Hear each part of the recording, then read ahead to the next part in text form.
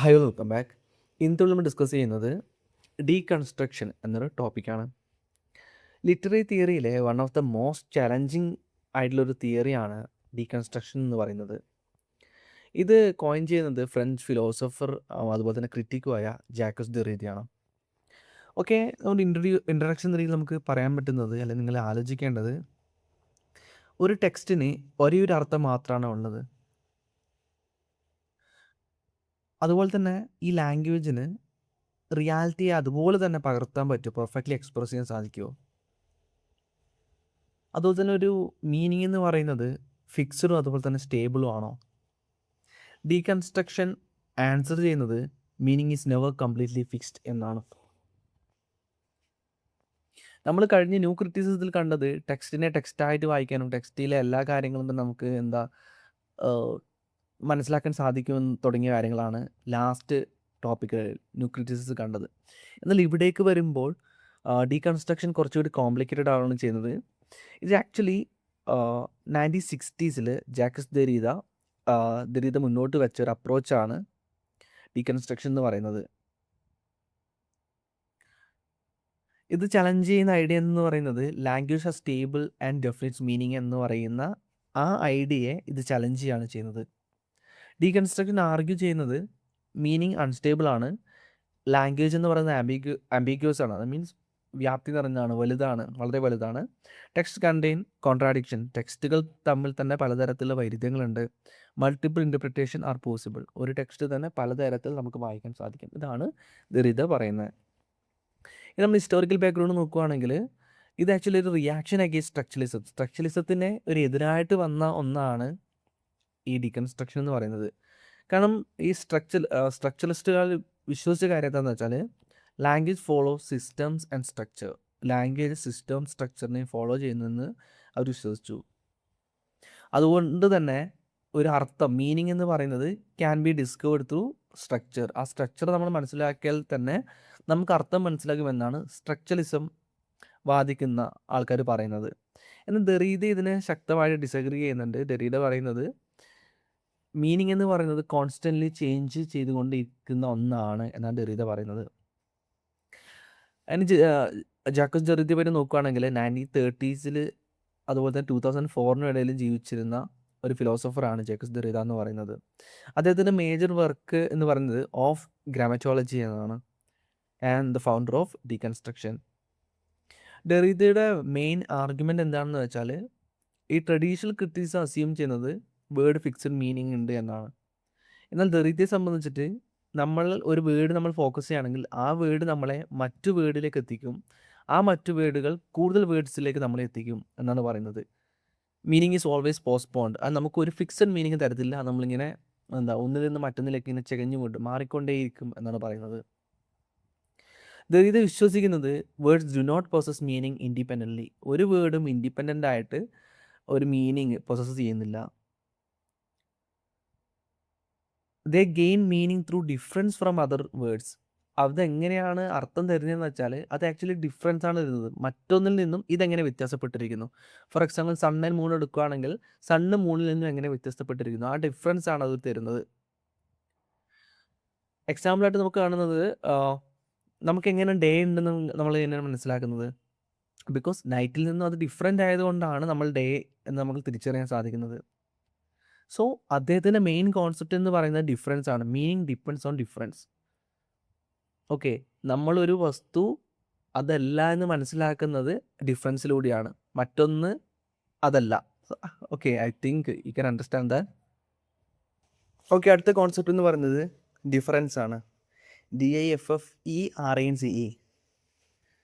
ഡീകൺസ്ട്രക്ഷനിലെ most important ആയിട്ടുള്ള ഒരു കോൺസെപ്റ്റാണ് difference എന്ന് പറയുന്നത്.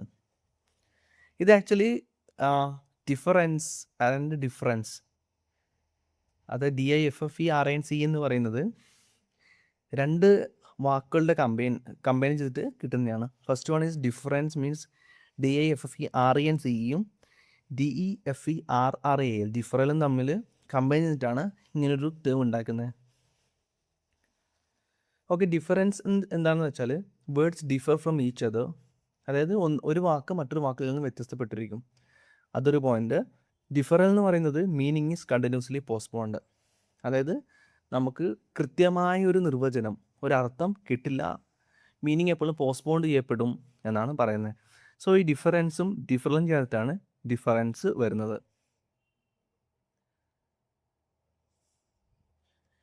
ഇനി ഡിഫറൻസിൻ്റെ എക്സാമ്പിൾ പറയാനാണെങ്കിൽ നമുക്ക് ഡിക്ഷണറി എക്സാമ്പിൾ എടുക്കാം.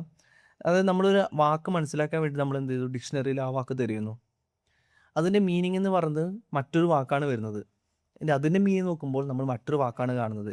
സോ ഇതാണ് പറയുന്നത്, നമ്മൾ ഒരു വേർഡ് അന്വേഷിച്ച് പോകുമ്പോൾ നമുക്ക് അർത്ഥം മനസ്സിലാക്കാൻ സാധിക്കാതെ അർത്ഥം ഇങ്ങനെ പോസ്റ്റ്പോണ്ട് ചെയ്ത് പോവുകയാണ് ചെയ്യുന്നത്. Okay, meaning is never completely final എന്നാണ് ഇതുകൊണ്ട് അർത്ഥമാക്കുന്നത്. മറ്റൊന്ന്, ഇദ്ദേഹം ബൈനറി ഒപ്പോസിഷനെ എതിർക്കുന്നതായിട്ട് കാണാം. അത് വെസ്റ്റേൺ തൊട്ട് എപ്പോഴും റിലേസ് ഓൺ ഓപ്പോസിഷൻ, സ്പീച്ചിന് ഓപ്പോസിറ്റ് റൈറ്റിംഗ്, പ്രസൻസിന് ഓപ്പോസിറ്റ് ആബ്സെൻസ്, മെയിലിന് opposite female, reason opposite emotion എന്ന് വരുന്നതാണ്. ഈ ട്രഡീഷണൽ തിങ്കിങ് എപ്പോഴും പ്രിവിലേജസ് കൊടുക്കുന്നത് വൺ സൈഡ് ഓവർ അതർ ആണ്. അതായത് ഒന്നിനേക്കാളും സുപ്പീരിയർ ആണ് മറ്റേത് എന്നുള്ളൊരു തോട്ട് ഇതിൽ വരും. എന്നാൽ ഇതിനെയാണ് ഡീകൺസ്ട്രക്ഷൻ ഒപ്പോസ് ചെയ്യുന്നത്. ബൈനറി ഒപ്പോസിഷനെ ഡീകൺസ്ട്രക്ഷൻ ചില ക്വസ്റ്റ്യങ്ങൾ ചോദിക്കുന്നത്, അതായത് ദരീത കുറച്ച് ക്വസ്റ്റ്യൻ ചോദിക്കുന്നത് ഈ ഹൈറാർക്കിയെ കുറിച്ചിട്ട്. ഫോർ എക്സാമ്പിൾ, ട്രഡീഷണൽ വ്യൂവിൽ റൈറ്റിങ്ങിനേക്കാളും വലുതാണ് സ്പീച്ച് എന്ന് പറയുന്നു. അപ്പോൾ ദരീത ആർഗ്യൂ ചെയ്യുന്ന കാര്യം എന്ന് വെച്ചാൽ റൈറ്റിംഗ് ഈസ് ഈക്വലി ഇമ്പോർട്ടൻ്റ് എന്നാണ്. Therefore binary oppositions R unstable. അതായത് ഒന്ന് വലുതും മറ്റേത് ചെറുതും നമുക്ക് ഒരിക്കലും പറയാൻ സാധിക്കില്ല. ഒന്നുള്ളത് കൊണ്ടാണ് മറ്റേതിന് ഇമ്പോർട്ടൻസ് വരുന്നത്. ഞാൻ നേരത്തെ പറഞ്ഞു, ഡേ ഉള്ളതുകൊണ്ടാണ് നൈറ്റ് വരുന്നത്. അപ്പം ഡേ ആണോ നൈറ്റ് ആണോ വലുത് നമുക്ക് ഒരിക്കലും പറയാൻ സാധിക്കില്ല. Same way male or female, നമുക്കൊന്നിനും ഡോമിനൻ്റ് കൊടുക്കാൻ സാധിക്കില്ല, മറ്റൊന്നുള്ളത് കൊണ്ടാണ് ഇതുള്ളത്.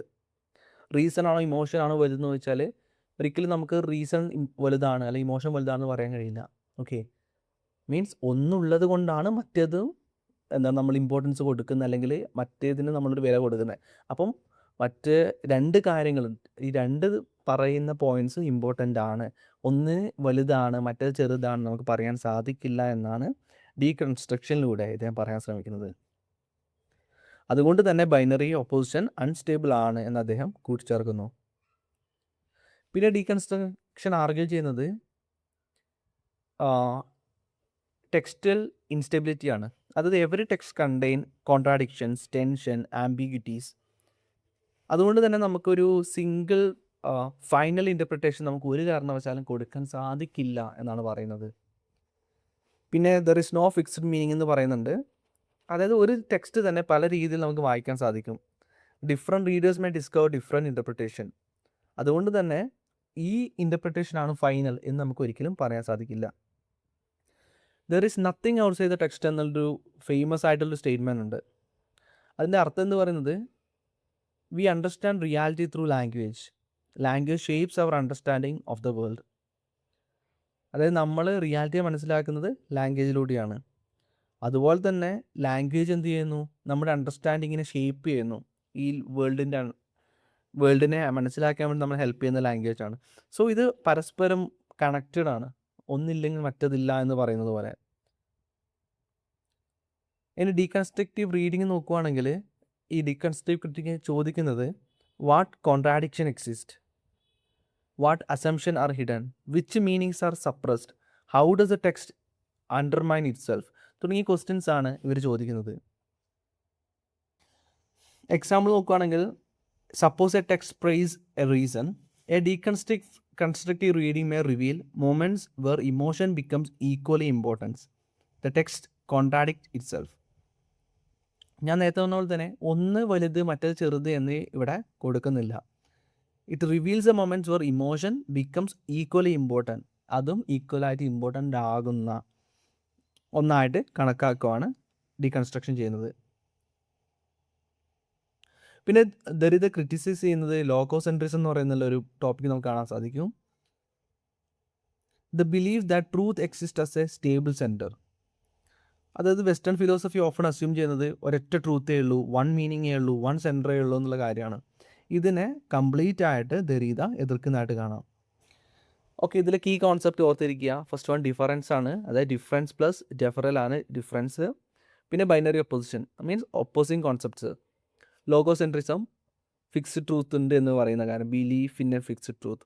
പിന്നെ instability, absence of fixed meaning. Deconstruction, analysis, revealing contradictions.